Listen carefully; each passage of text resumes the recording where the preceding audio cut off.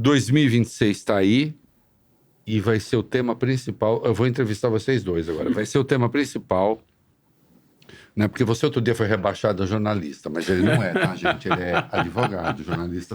A única pessoa oprimida aqui sou eu, que é jornalista. Eles não são. 2026 vai ter o tema principal. O que nós vamos apresentar? Eu já estou no campo progressista, vocês viram, né? Mudei de lado. O que vai ser apresentado em 2026? Não, vai você. Vai lá que eu vou. Eu acho que o professor vai concordar comigo. Nós precisamos fazer uma redistribuição de competências constitucionais. O crime organizado, que é o grande problema no país... Fala a língua de... Simples... Redistribuição de competências? Sim. O que é isso? Basicamente, o governo federal tem de ter competência para criar uma política que se articule com as políticas dos estados e dos municípios. Porque hoje, o ministro da Justiça, se ele determinar uma política de segurança pública para o governador Tarcísio, por exemplo, o governador Tarcísio não precisa fazer absolutamente nada. E o crime organizado, ele não é uma primazia de São Paulo, ou do Rio, ou do Espírito Santo, ou do Mato Grosso, ou de Minas Gerais. Ele é um fenômeno nacional, ele se estabelece no país inteiro.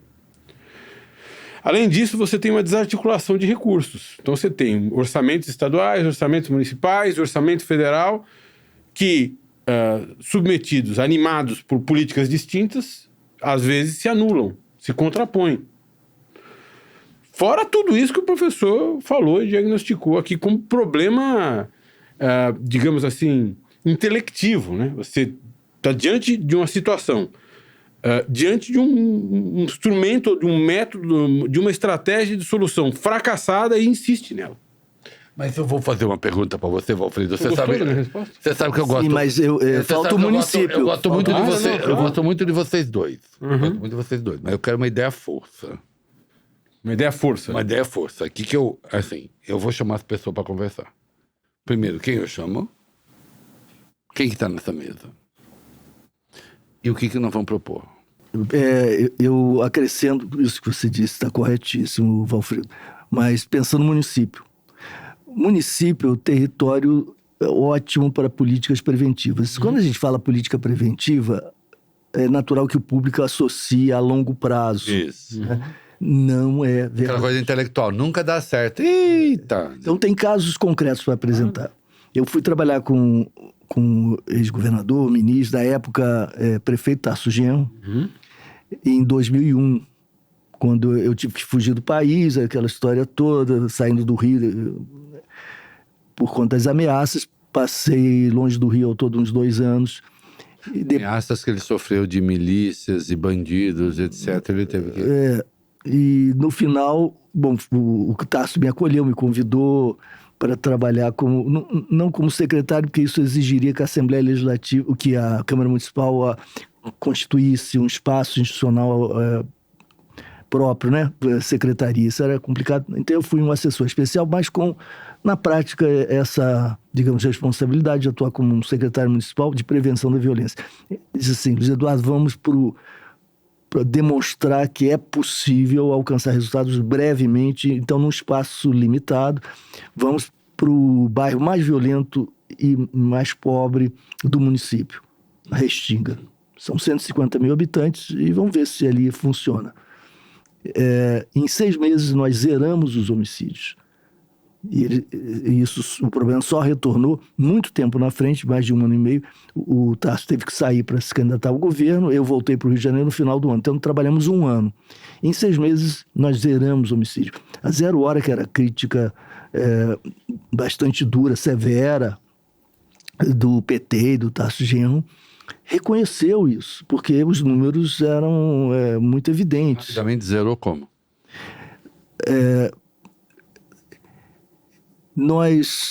Esse como, para simplificar, para sintetizar, eu diria o seguinte: nós mobilizamos as escolas, professores, funcionários e as famílias, agentes de saúde da família, portanto, Secretaria Municipal de Saúde, a Secretaria de Esporte, a Secretaria de Administração e Gestão e a Secretaria de Cultura, e fizemos um verdadeiro... uma força-tarefa, digamos assim, começando com as polícias. Pactuamos com as polícias o seguinte: Olha, a partir de agora, vocês têm que conquistar a confiança da comunidade, vão parar de bater, humilhar, coisas do tipo. E vamos criar uma ouvidoria aqui informal para ver se isso funciona. Vamos ver se assim a gente rapidamente repactua com a comunidade. E como os responsáveis pela Polícia Civil e Militar, a Brigada Militar ali, sabiam que o Tarso talvez viesse a ser governador, ele era prefeito, uma autoridade reconhecida, tinha uma trajetória política, e eles eram homens sensíveis e inteligentes, assim, não, estamos juntos, vamos fazer. Como é que vai ser essa ouvidoria? Eu falei, eu e meu celular. O celular era quase um orelhão de bolso. Sim.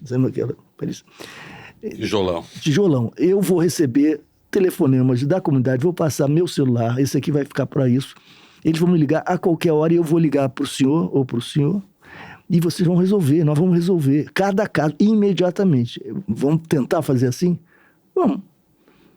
Aí começou aqui uma coisa, aqui outra, uma reação que eles não conheciam. Uhum.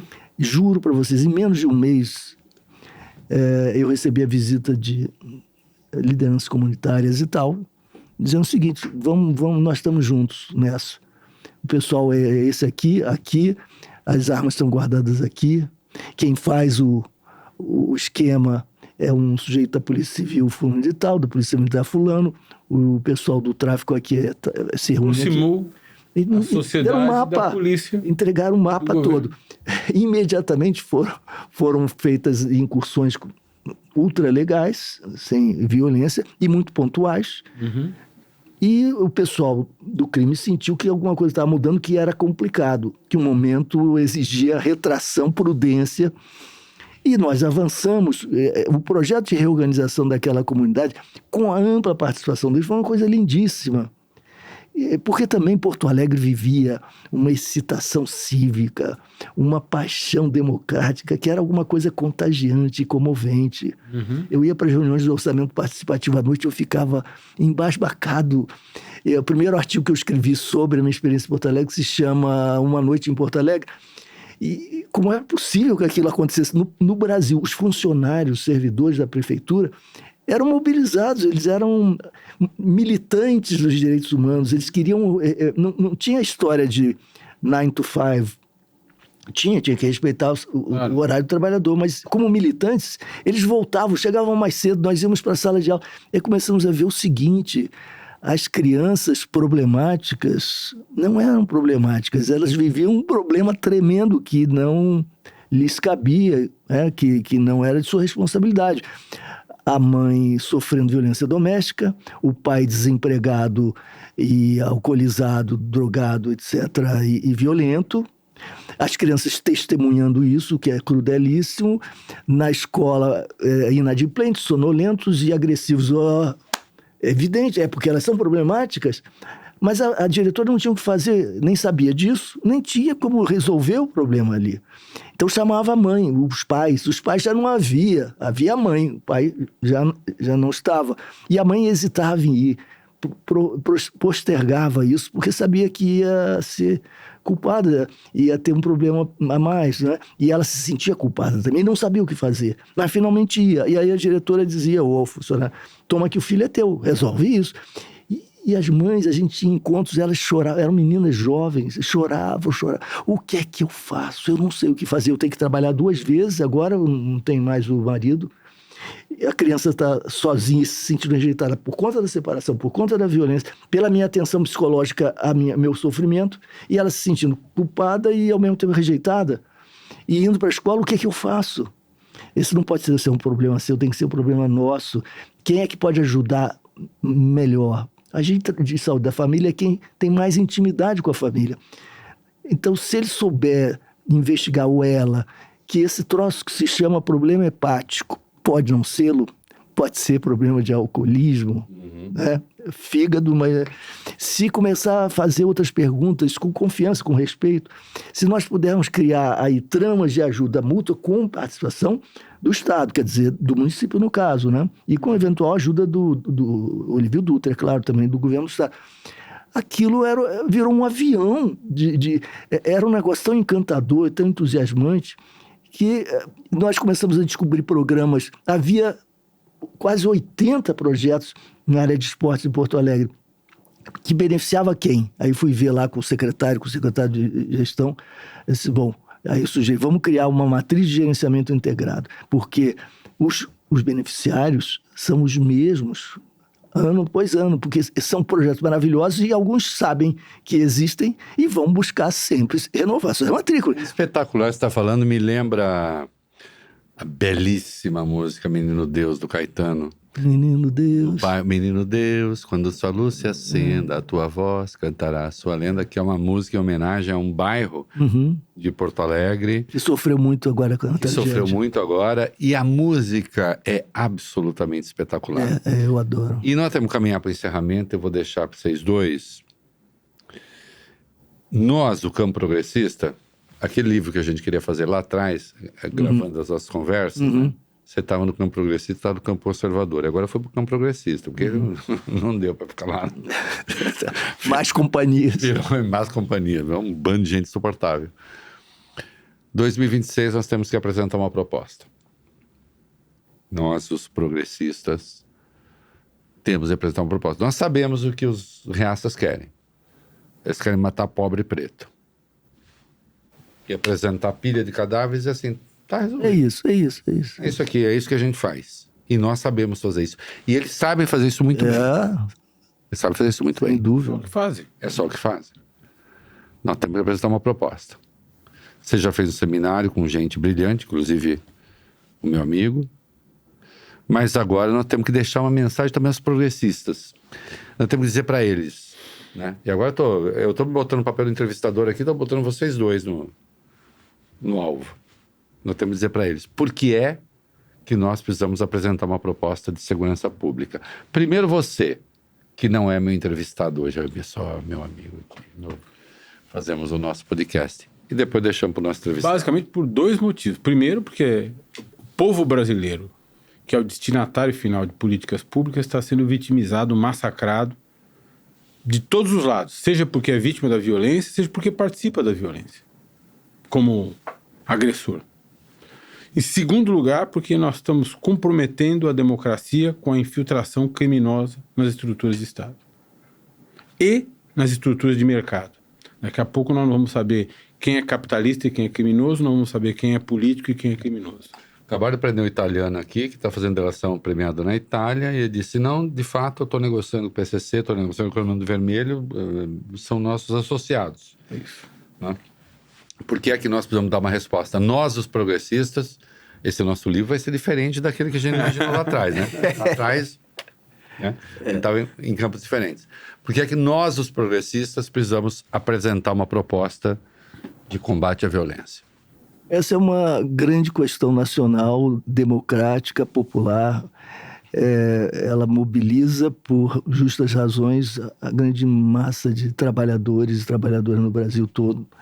E isso diz respeito à sobrevivência e à vida com o mínimo de dignidade para a grande massa da população que vive com medo diante de todas as incertezas, né?